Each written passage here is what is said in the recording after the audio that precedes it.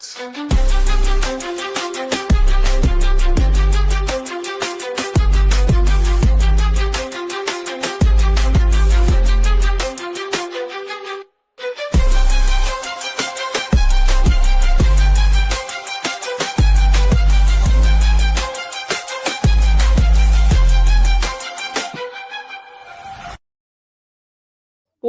to Telecuento News in English.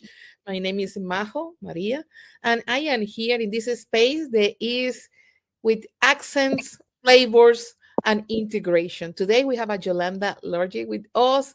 She is one of the Latino leaders in Springfield, Missouri. She's been living there for 39 years, so she knows the area very well. And as I told you, we are working into know more about these Latino women that are make the difference in Kansas and Missouri. And definitely Yolanda is one of those. Welcome, Yolanda, with us. Thank you. Thank you for having me here. We are very happy. I want to ask you, how do you feel is the Latino woman community in Springfield, Missouri? The Latino women in Springfield, I think it's very much like all over the country in the United States. I mean, a little different because certainly it's a new community in the area of the Ozarks. This is not, the immigrants who came to this area mostly were German, Irish, etc. Hispanics didn't come to this,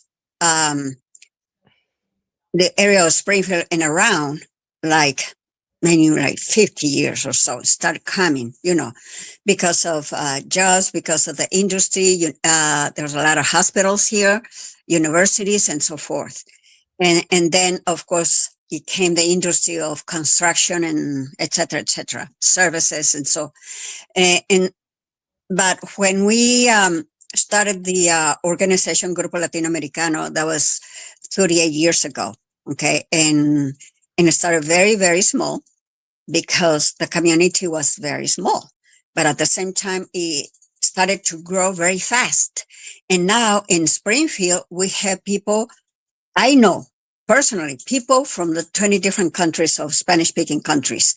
Some in the hundreds, even thousands, some, like two or three families, let's say from Uruguay or whatever.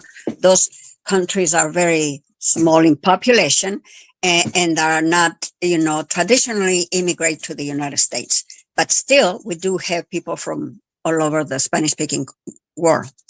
And so, but at the same time, it's a little different. Let's say that the culture in southern Texas, El Paso, those cities, and California, Los Angeles, and all those areas, Miami, in Latino areas.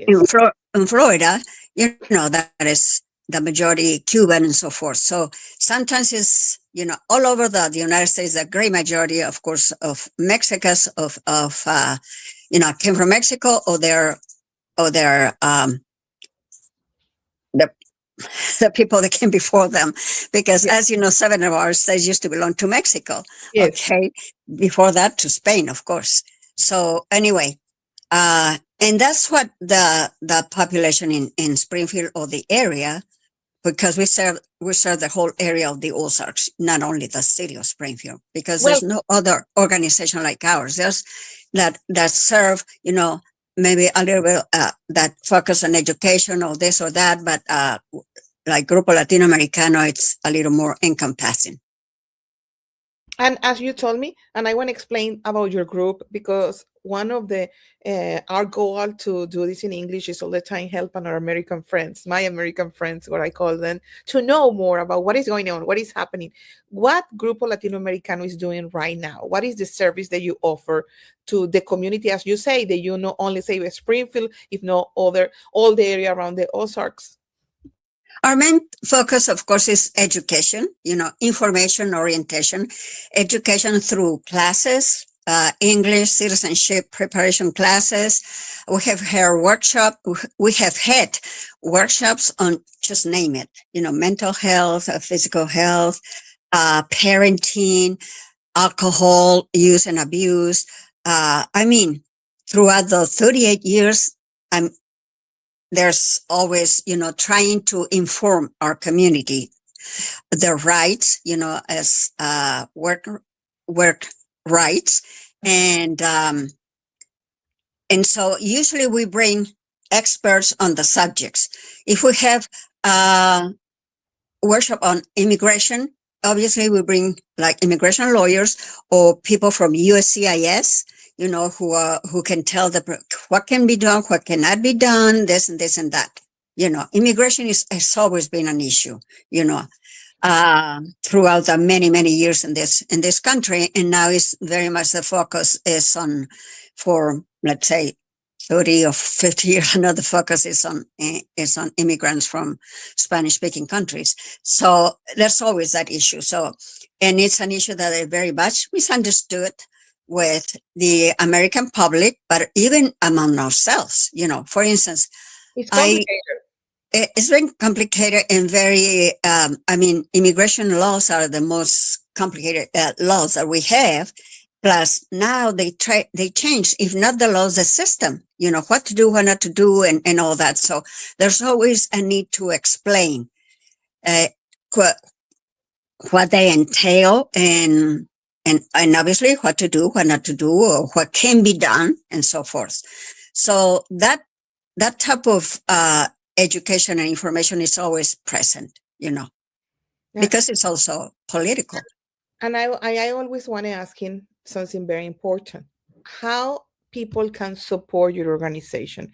What is the stuff that people can do? If you are American friends and or us, and you want to help Yolanda large organization, what they can do? They can donations, volunteer people, resorts, a space. How the people can Resources. support your Okay. cause?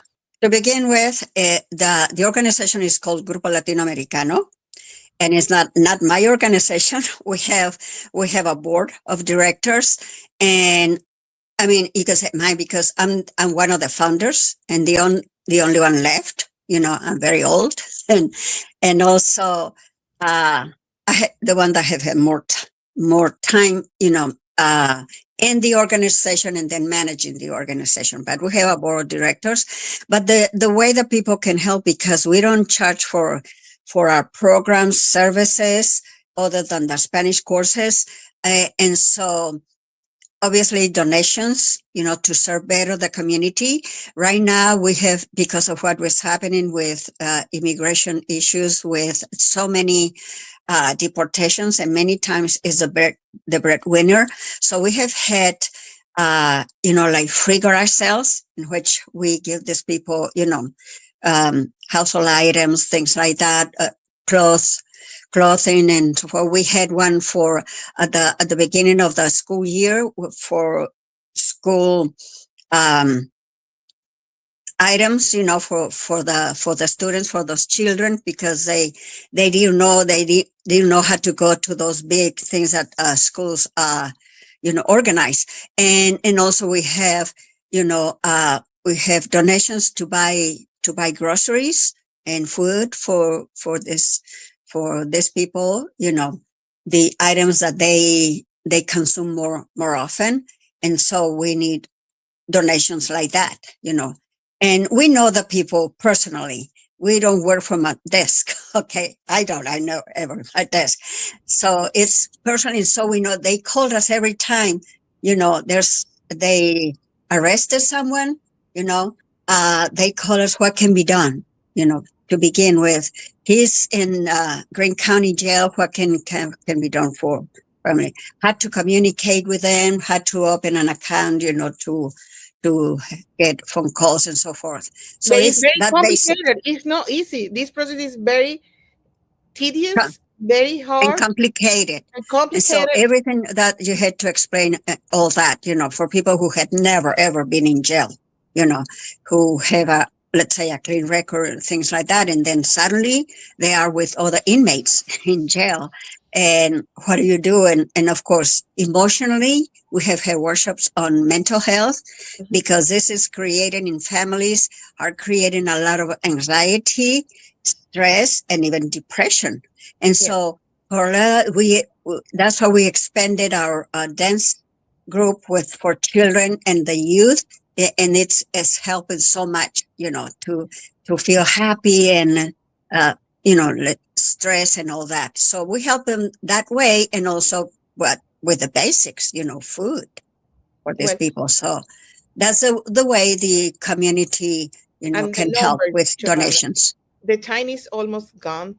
It's go fast with the number where they can call you in order to set up these donations because We have it's an not office number, but like I said, we are all volunteers. We don't have staff to be, manning the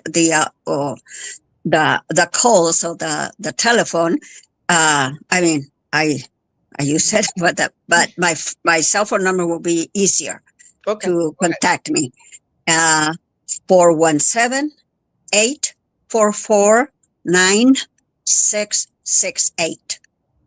Well, That's I that's my cell phone number.